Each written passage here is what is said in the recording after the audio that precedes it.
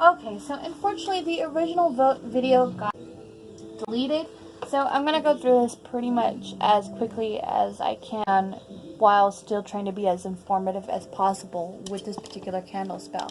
Before you put everything in, you're going to want to take some Palo Santo, and you're going to want to, or sage, whichever you got. You're going to want to light it, and you're going to smoke out the bottle. And the way that you do that is this.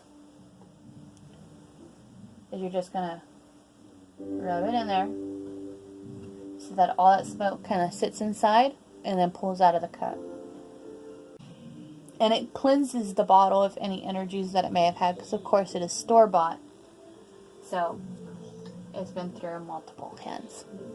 Now, what I did here is a jar protection spell for my home. And the way that I did this is I first went around to the four corners of my property and picked up a handful of dirt in each corner. If you live in an apartment, kinds of things, they can be reused. I'm going to end up doing 2 different candles on top of it, and both will seal it. Something complex or something different than a house where you actually have a yard, you're going to want to go to the four corners of that building. Not the lot that it's in, but the actual building. Once you do that, you're going to put it into a jar. You're going to make sure that it is heat resistant, but it is also strong enough so that if you drop it, it'll be okay. I got this one from either Hobby Lobby or Michael's. You can also find them at Joann's, probably even Walmart. Once you get to that point, you're going to want to take it and add in your sympathetic link. A sympathetic link is something that's tied to the person directly, like through their DNA. You can use somebody's hair, their nail clippings, spit, or sweat, some other bodily fluid. It just depends on the spell jar or what you have available. In this one, I went ahead and took hair from everybody in my family.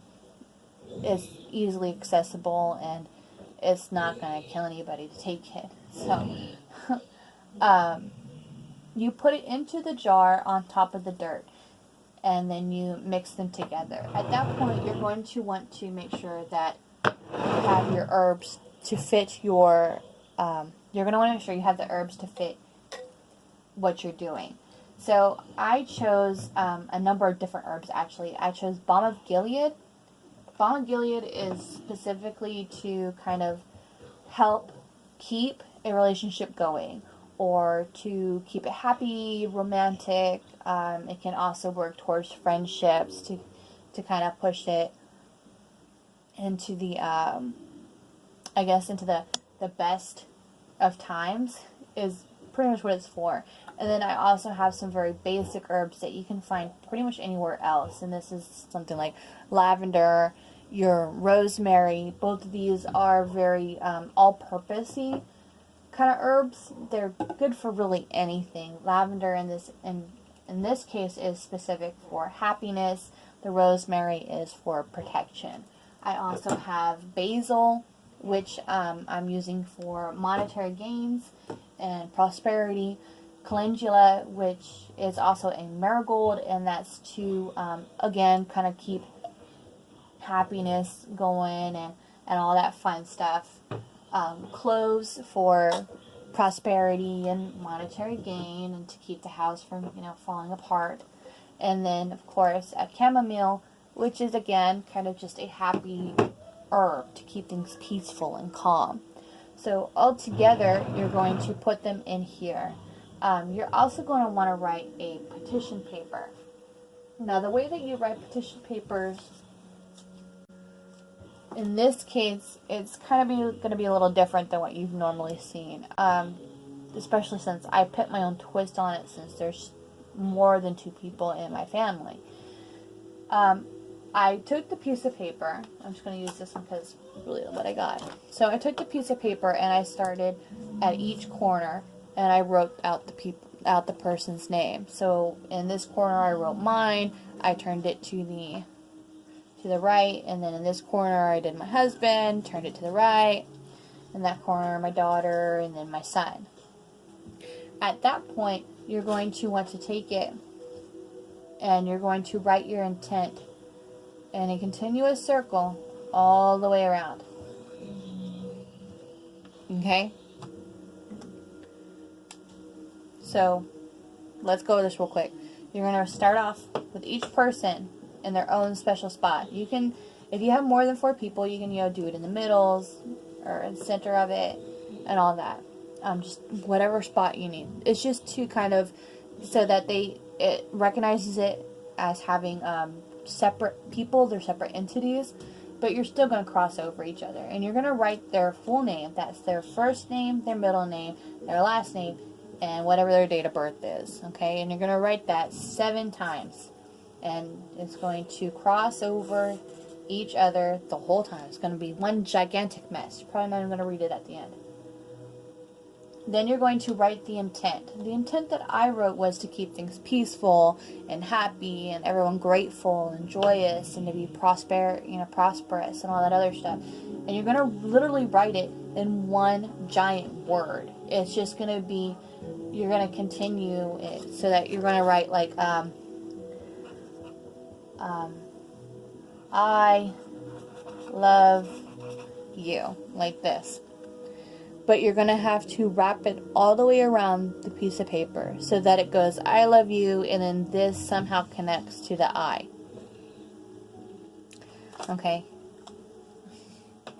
So these connect, and you can't just draw a line like I did. It actually has to be all words. And that's pretty much going to end up binding in the people of your family through this intent. You're going to fold it up so that it's coming into you like this. Fold it down and turn it to the, sorry, that's the left, turn it to the right. Okay? Fold it down again, turn it to the right. And then fold it down again and turn it to the right. And if you need to, go ahead and fold it again. If not, you can go ahead and stick that in your jar. At that point, you're going to take it and you're going to shake it. That way everything blends and everything starts to work together.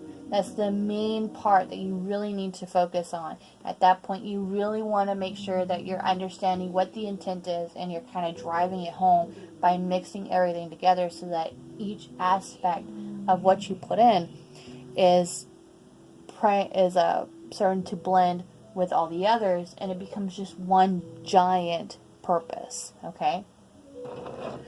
Then, at that point, you're going to take the candle that you're using. In this case, I'm using yellow because yellow is a overall happy kind of a color, and you know, sunshine, and it also relates to monetary and things like that. It's really just a really good candle that I like to use aside from white. You know, like it holds so much more meaning than what you really give it credit for, I guess. You're going to first coat it with your oil. You're going to take the oil that you have and you're going to dilute it. If you don't want to, you can just use this one. You're just going to do a couple of squirts. You don't need much. You really don't want a lot because you don't want to set the whole candle on fire. You're going to take it from the middle and bring it up. Take it from the middle and bring it down. You're going to do that all the way around. Up and then down. Up and then down. Okay? At that point, it should be pretty wet. So you can go ahead and roll it in whatever herbs you want to roll it in. In this case, I'm going to actually roll this one and some basil. Simply because this one is going to be for the luck and prosperity and all that stuff that I really want to, you know, bring home. This, you can also inscribe particular things. I have a blog that's dedicated specifically to sigils and all that other stuff, and it goes in and tells you the difference between a sigil, a symbol, and a rune. You can do what I did. I literally just wrote, I don't know if you can see it, probably can't, but I just wrote words and then I just drew symbols like dollar signs and happy faces and things like that.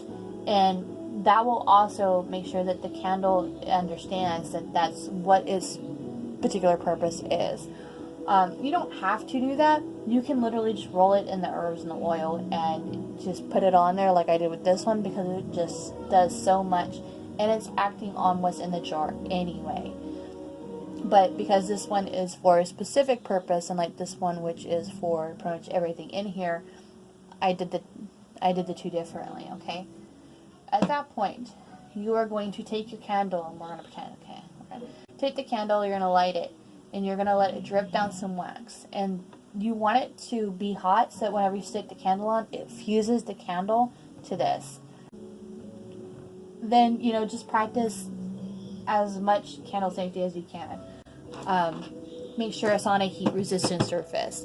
Make sure that if it were to fall, oh no, it's not gonna, you know, run into anything and catch it on fire. Make sure that it's in an open area, like here, where nobody's gonna get to it. It's far away from my children. I have a baby gate into my altar room for that specific reason. Make sure it's not near anything other than what it should be near. And of course, like I said before, do not over oil the candle, because it can just engulf it in flames, and that is no fun. You know, be safe, be careful, double, triple check everything that you do, okay? If you have any questions, feel free to comment below. I have absolutely no problem answering any of your guys' questions, and we can go over the ingredients that I put in here and where to get it if you have a problem finding it. Most of these I found in a grocery store. Balm and Gilead I had to order because that is a specialty herb.